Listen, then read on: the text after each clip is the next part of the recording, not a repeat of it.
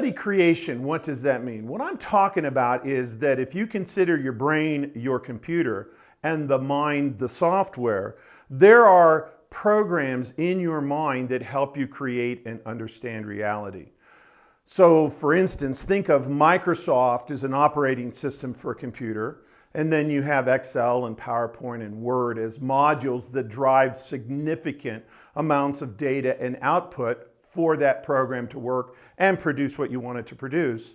If you consider that you're running Life 7.0 or Life 9.0, you have as an operating system other modules, and that might be money, prosperity, love, health, spirituality. You have modules that run the software. Now, contained within those modules are programs that we call meta programs. There's approximately 8 of them. One of the most powerful meta program is a program called Towards and Away. And all that means is when you move towards what you want versus away from what you don't want. And I want you to feel that, so I'm going to repeat it. Think about it. Feel it. Are you moving towards what you want, or are you moving away from what you don't want? So think of it as a psychology, think of it as a motivation, think of it as a set of operating instructions that creates reality. So in order to begin, what I want you to do is create a matrix. Just think of something in front of you where you're going to place the 9 verbs and you and the result that you want or the result that you fear. And take those 9 verbs. You're going to see, hear, feel, know this incredible you, or you're going to see, hear, feel, know this fear-based, anxiety-based, avoidance-based you. And you're going to see very clearly in front of you that this is the person that you want to be. This is the outcome that you want. So in a toward pattern, and studies and research show that less than 10% of people predominantly and consistently produce outcomes and results for themselves based on being in a towards pattern, meaning I know what I want. So think about it. And when you're in this place, time has no meaning. If you want to be a doctor, it could be 12 years in the future. I see the doctor, I feel the doctor, I've got the lab coat, I've got the stethoscope. I see, hear, feel, I know what I want to be. It might be 2 months in the future, I want to run a 10K. It might be tonight, I want to have a great dinner with my spouse, or it might be this afternoon. I see this client meeting, I see, hear, feel, I know what I want it to look like. So when we look at the chart, less than 10% of people create in this toward pattern. It's predominantly in this format of I want that. I've got to have that. I want that. I see that. I'm salivating. I'm obsessed. I have to have that. And when you must have that, there will be a direction to your life. You will head toward the thing that you want. And if you are heading and in motion and have a direction and you're getting closer to the thing that you want, even if it's 12 years in the future, because it's the end of college and medical school and internships, or it's just tonight because we're going to have a great training run for our 10K. When you have that direction, we can then consider the fact that every day that we head towards, and sometimes we have great progress, sometimes we have little progress, and sometimes if we're even kind of stagnant or stuck a little bit, we figure out how to unstick ourselves because the predominant energy that we have every day gets better, every day gets easier, and ultimately what we're measuring this life on, this thought pattern, this psychology, is based on more pleasure. Every day pleases me more, gets me closer to what I want, and I'm heading in that direction. Now, how I create that pleasure comes as a result of decisions. Now, most people would record that the hard decisions of life are based in right and wrong decisions. So if I pick the right thing, yay, I win. If I pick the wrong thing, I've screwed up. Now, you'll notice on my chart that I've drawn the box over 100% of people, not just the 10% towards, but I've included the 90% away as well. Because in the history of the planet, when faced with right and wrong, there has never been a human that says, I think I'll do the wrong thing. Think about it. And I know that challenges your sensibility, but I'll explain it in a moment. There's never been a human that says, here's the right thing to do, here's the wrong thing to do. I think I'll do the wrong thing. But you know yourself that you've made wrong choices, so you got to understand the psychology and the mechanisms in your mind that account for why do you think that you did wrong. So the first thing you have to understand is that how you arrived at that decision is a little three-step process. You ask a question or a series of questions. As a result, you get data, and as a result of those data, you make your choice. Now, if you're in a towards pattern, meaning I know what I want that, I'm headed that way every day, I'm getting better, getting closer to that. What the real decision point is about is this will get me closer and this will get me closer. Is one better? Is one faster? And then it sounds like this is the right thing, but this is the right thing too. Ooh, now that's a tough choice. Right versus right. More right, less right? No. This is more right, less right. No. I'm not sure. You'll make a choice. So if you pick more right, yay, you win.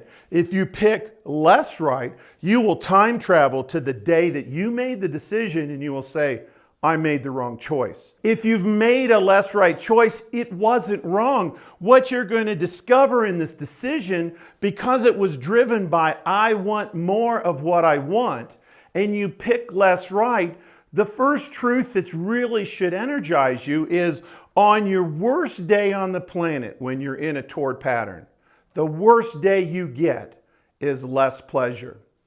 The second thing that you're going to discover, and this is another great truth about this pattern, and I always like to talk about one of my favorite people who occupied this planet, Eleanor Roosevelt.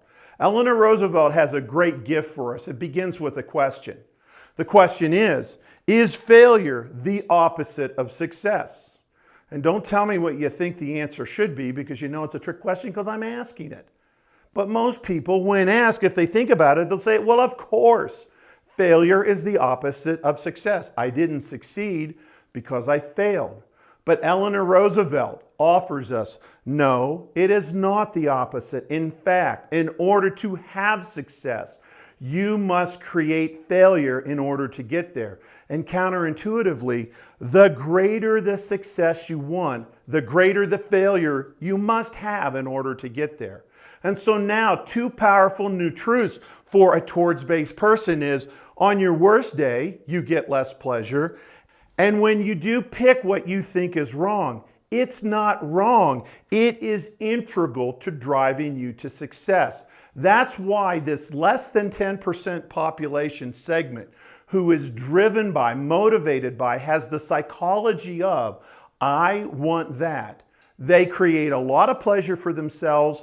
They create a lot of momentum for themselves. And when we measure all the statistics on the planet, whether it's love or money or joy or happiness, they've got 98% of it. You've heard that before in other settings. And psychologically now you can understand why it's true. Now, let's talk about the other 90% because there's a lot of people on the planet that are not in a toward pattern. And what it's predominantly driven by is this thought process. I don't want this. And this might be this job, this relationship, this situation. I don't want this. I can't stand this. I've had enough of this. I don't like this place. Now, in that predominant energy, they don't have a direction and they don't have a place to go. And if you still don't feel or understand this, let me give you a great example. Smokers, when they come in, I do a great 1 hour stop smoking because it's around psychology more than it's around the addiction of nicotine. And if you doubt that, think of this. What does virtually every pregnant woman who's never been able to quit smoking, the moment that stick turns color, what do they all do?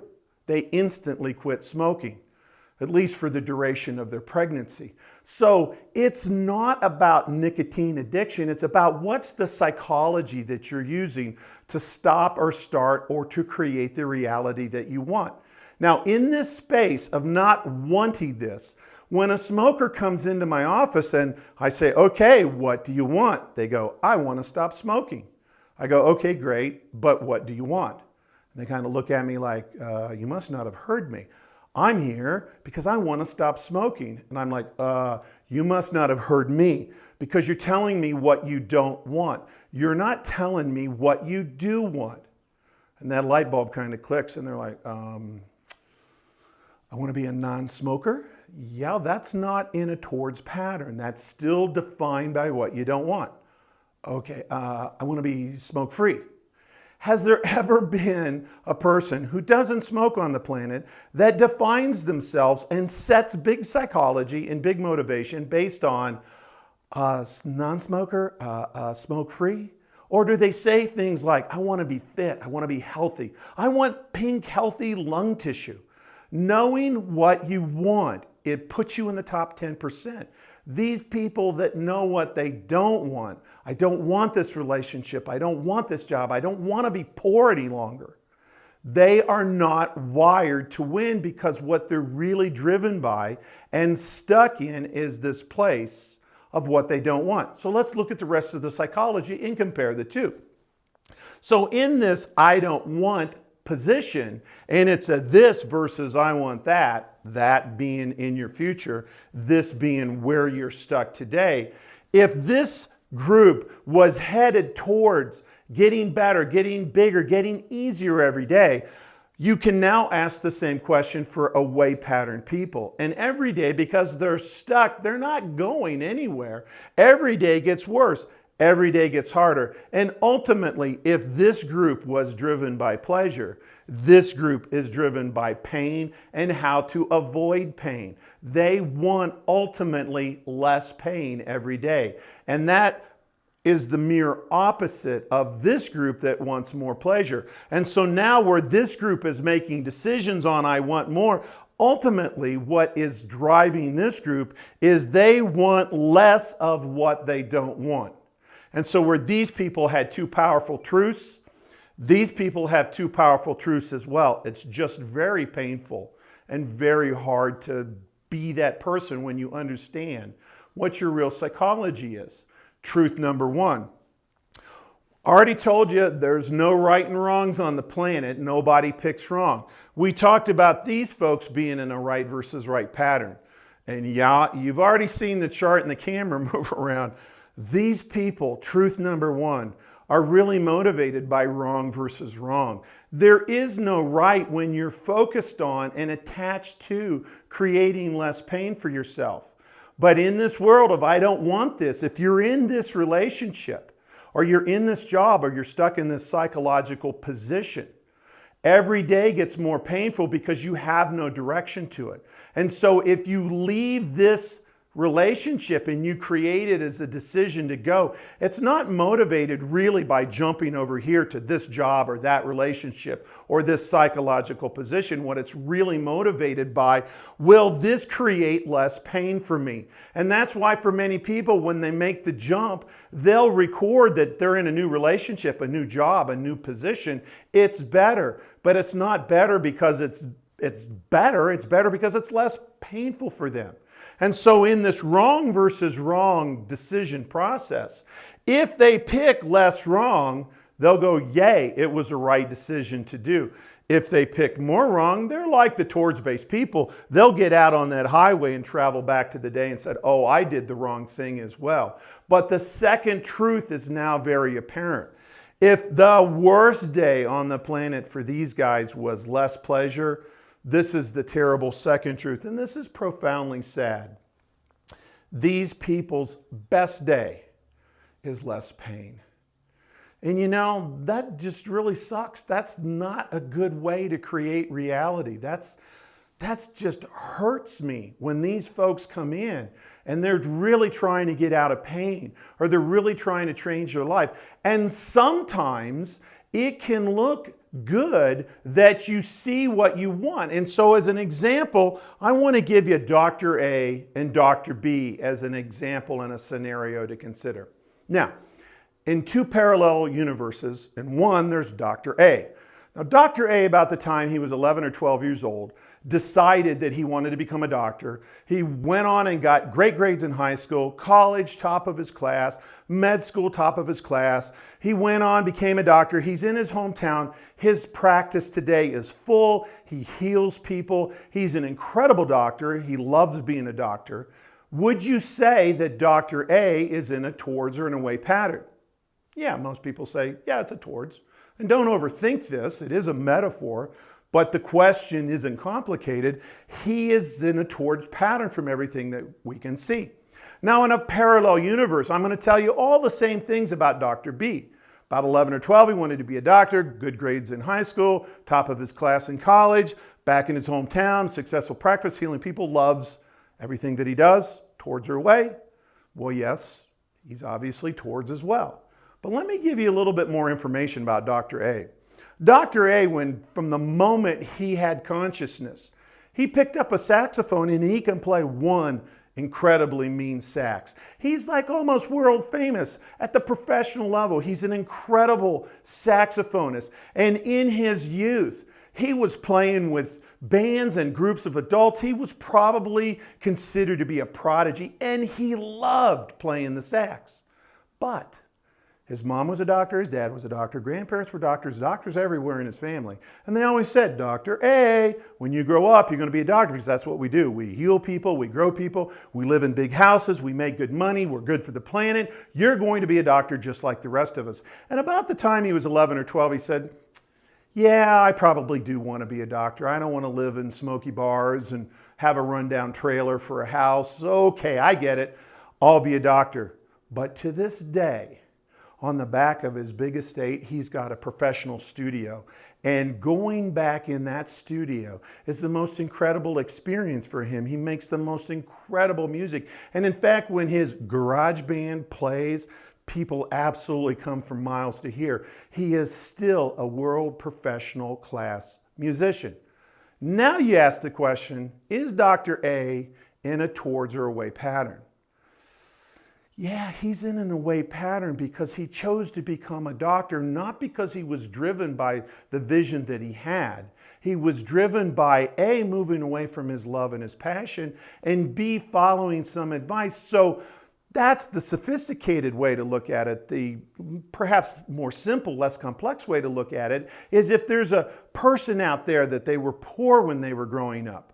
If their predominant psychology and motivation is, I'll never be poor, I'll never be poor, I'm never going to be poor again, they can be above average, they can create a lot of wealth for themselves. But even if they've got $1 million, when that's your psychology, do you think that person is happy and fulfilled and powerful and loving life? And the answer is no, because when you're driven by what you don't want, every decision will always ultimately be based on less pain. Now, Dr. B, on the other hand, when he was 11 or 12, he got very, very sick. They didn't know what was wrong with him. He was in and out of hospitals. He was almost about to die. He was on his last hospital stay when a new pediatrician came to the hospital, healed him, showed him the light of being a great doctor. And Dr. B was so impressed and so motivated that he said, I want to be a doctor. I'm going to be just like my mentor. I'm going to make the most incredible practice. I'm going to heal children all over the world. And in fact, when he returned to his hometown, he now practices with his mentor, who's retired and only comes into the clinic twice a month, where everybody loves everybody. And so very obviously, that's a great towards pattern for Dr. B. So oftentimes, you can't instantly tell by the facts or the data points involved is this person psychologically motivated, driven by, and creating reality by towards and away. Sometimes you have to know the foundation that that psychology is built on. Now, when you understand this, here's the last piece of this. When you're in either a toward or away pattern, it doesn't matter. If you're in an away pattern, you're never going to get what you want. You're only going to always, on your best day, get less than what you do want. But I get asked a lot, well, if I'm in a towards pattern, does that guarantee me that I'm going to create a magical, powerful life for myself? And the answer is very simple, and look at these 3 rules. First of all, If you're in a towards pattern and every day you're heading towards what you want, the first option is either on time, ahead of time, or late or later than you want, you don't get it. In a towards pattern, do I always get what I want? I want you to look at these 3 simple rules. First of all, if you're driven by what you want, you're headed that way, all your decisions are built on, I must have that. The first option is you get it. And sometimes you get it on time the way you planned. Sometimes it's a little bit late and it takes a little bit longer. But the beauty of that is, if it takes a little longer sometimes, first of all, it may not be the best choice for you. So as you in-flight modify your towards pattern, being a little late turns out to be far better than you ever imagined or thought it to be. And sometimes you actually get it early and bigger and better than what you wanted.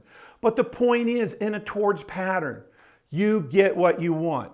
Now, the second option doesn't look so pleasant. You're dead. But I've got to make this real for you. I want this to be real. And the truth is, sometimes people have designed an incredible towards. They don't get it. Think of the man who was building Crazy Horse Mountain, probably one of the largest towards I've ever seen operate. This man had a dream to carve a mountain, and he's got 14 of his kids working on that mountain today. He never saw the completion of that project. Sometimes, en route to getting what you want, you don't make it to see the completed picture. But I ask you this, would you rather cross over and pass on in a towards or away pattern?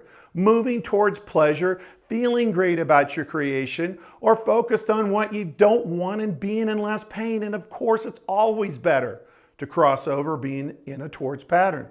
But the last option is this. You stop wanting what you want. You settle, you compromise, you give up. Life has beaten you, or somehow you think, I'm not good enough to create what I want. And that is in fact the conclusion to the Eleanor Roosevelt saying. She said, it's not the opposite, remember? She said, you must have failure en route to success. And now you can ask the question, what is the opposite of success? And it's this, it's quitting, it's failing to continue your quest, it's giving up, it's backing away. And so now, what I want you to walk away with is an understanding of this incredible tool, this very powerful psychology. And now you can begin to look at decisions that you're making, things that you're thinking about, how your 9 verbs match up. What are you focused on? What do you believe about yourself? Do you have an incredible vision that's driving you? Or are you motivated by pain? Are you trying to get away from something? Greatness only lies at the end of an incredible rainbow, an incredible vision, an incredible blueprint that you design for yourself. And hopefully, seeing and understanding this tool at this level will now allow us to begin doing some deep work with you. So, come to my website, call me in person. I will take you deeper with this tool. This is just the surface. This is one of 8 medic programs, but it is one of the most powerful. And when you get a handle on this and really begin to design that incredible vision for yourself, you're going to watch your life take off. And trust me, I promise you, it is not as hard as you think. And in a series of video tools, you've got other things coming your way. I'm going to help you find and create and own that magnificent, incredible, extraordinary, magical, greatest version of you, the inevitable you. Thank you.